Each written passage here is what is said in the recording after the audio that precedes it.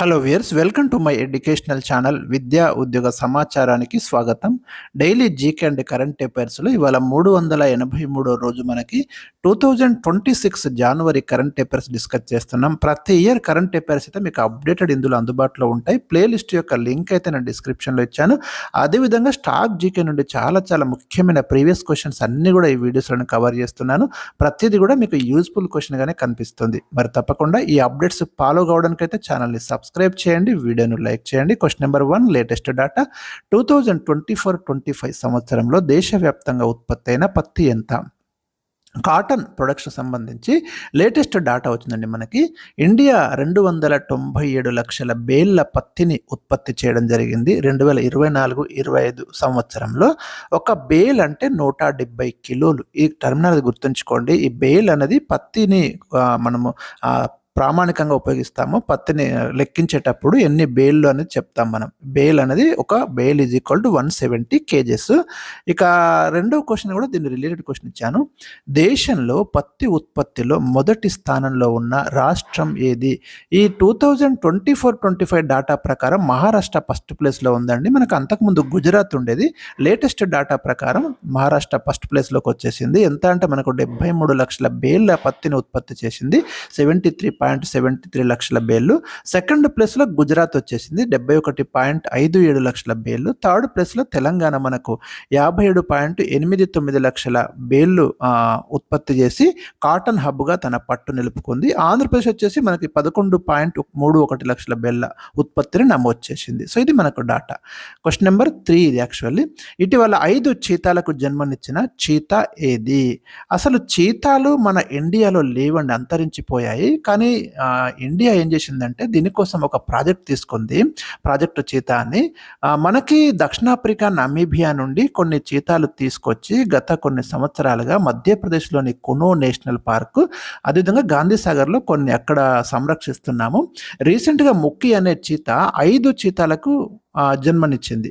అయితే ఇండియాలో ఇలా తీసుకొచ్చినటువంటి చీతా ఫస్ట్ టైం మనకు 5 చీతాలకు ఇక్కడ జన్మనిచ్చి ఈ వాతావరణానికి అడ్జస్ట్ కావడం అనేది జరిగింది. ప్రపంచవ్యాప్తంగా కూడా ఈ చీతాలు అంతరించిపోయే దశలో ఉన్నాయి. మనకు IUCN వాళ్ళు కూడా వీటిని రెడ్ లిస్ట్లో చేర్చడం జరిగింది. రెడ్ డాటా బుక్ అనేది మనకు IUCN వాళ్ళు ఇస్తారు. International union for conservation of nature అంటాము. దీని గురించి కూడా మన వీడియోస్లో ఉంటుంది, మీకు డీటెయిల్స్ అన్నీ ఉంటాయి, ప్రతిదీ ఉంటుంది. So red list, red data ఏంటంటే మనకు ఎండేంజర్డ్ పొజిషన్ ఉన్నటువంటి స్పీసెస్ ఏవైతే ఉన్నాయో వాటి డాటా అయితే మనకు ఉంటుంది. ఇకపోతే 2022లో మనము నమీబియా అంటే ఆఫ్రికన్ కంట్రీ అండి, అక్కడ నుంచి ఒక 8 చీతాలు ఇండియాకు తీసుకొచ్చిండు. 2023లో దక్షిణాఫ్రికా నుంచి మరొక 12 చీతాలు తీసుకొచ్చిండు. దీంట్లో కొన్నింటిని కునో నేషనల్ పార్క్ అండి, ఇది ఖచ్చితంగా గుర్తుపెట్టుకోండి, మనకి మధ్యప్రదేశ్లో ఉంది. కొన్నింటిని గాంధీ సాగర్ అభయారణ్యం, ఇది కూడా మధ్యప్రదేశ్లో ఉంది. చాలా వాల్యుబుల్ ఇన్ఫర్మేషన్ అయితే మీకు ఈ పారాగ్రాఫ్లో లభిస్తుంది. క్వశ్చన్ నెంబర్ 3, 2026 జనవరి 7న పుణేలో కన్నుమూసిన మాధవ్ గాడ్గిల్ ఏ రంగంలో విశేష కృషి చేశారు? రీసెంట్గా మనకు మాధవ్ గాడ్గిల్ కన్నుమూశారు. ఈయన పర్యావరణ రంగంలో మరి చాలా కృషి చేయడం జరిగింది. ముఖ్యంగా మనకు భారత పర్యావరణ పరిశోధన పరిరక్షణ విధానాలను రూపొందించడంలో మాధవ్ గాడ్గిల్ ప్రధానమైనటువంటి పాత్ర పోషించారు. పశ్చిమ కనుమలపై గాడ్గిల్ అద్భుత కృషికి గాను 2024లో UNO అత్యున్నత పర్యావరణ పురస్కారం champions of the earth every year మనకి ఇది ప్రదానం చేస్తుంటారు. రీసెంట్గా మీకు ఇచ్చాను నేను, ఎవరికి వచ్చిందని 2025 చూసుకోండి, అవార్డును ప్రదానం చేయడం జరిగింది. మరి మాధవ్ గాడ్గిల్ అయితే ప్రధానంగా మనకు వెస్టర్న్ ఘాట్స్ సంబంధించి చాలా రీసెర్చ్ జరిగింది. క్వశ్చన్ నెంబర్ 4, వ్యవసాయ భూముల్లో అడవుల పెంపకం కోసం రైతులకు ఆర్థిక ప్రోత్సాహాన్ని ఇచ్చే కార్బన్ క్రెడిట్ పథకం ప్రారంభించిన రాష్ట్రం ఏది?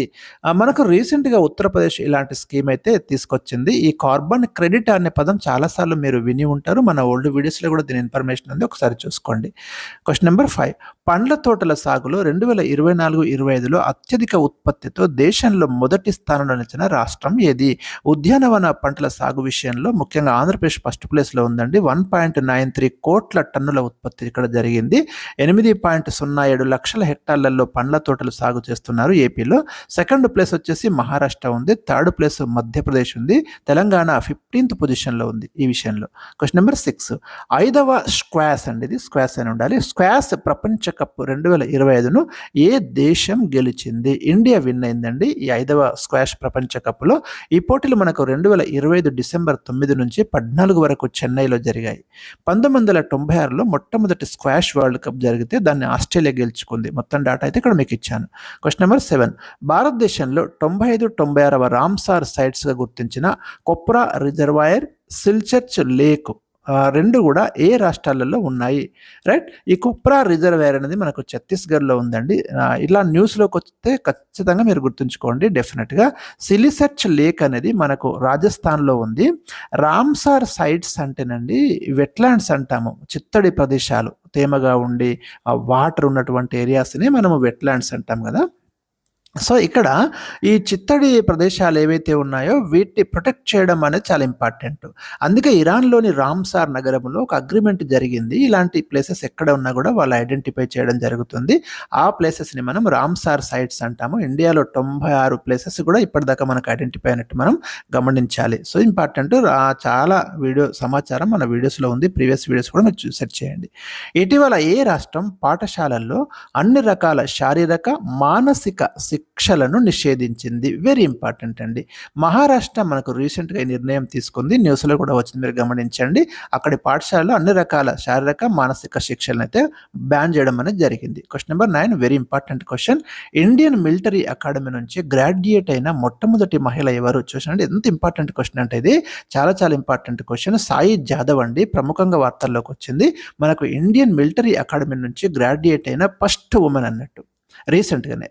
క్వశ్చన్ నెంబర్ 10, ఇటీవల అమెరికా ఎన్ని అంతర్జాతీయ సంస్థలు కూటముల నుండి బయటకు వచ్చింది? 66 అంతర్జాతీయ సంస్థలు కూటముల నుంచి మేము వైదొలుగుతున్నాం అని ట్రంప్ అయితే ఒక సంచలన ప్రకటన చేశారు. గతంలో మనకు ప్యారిస్ వాతావరణ ఒప్పందం నుంచి కూడా అమెరికా వైదొలగడం జరిగింది.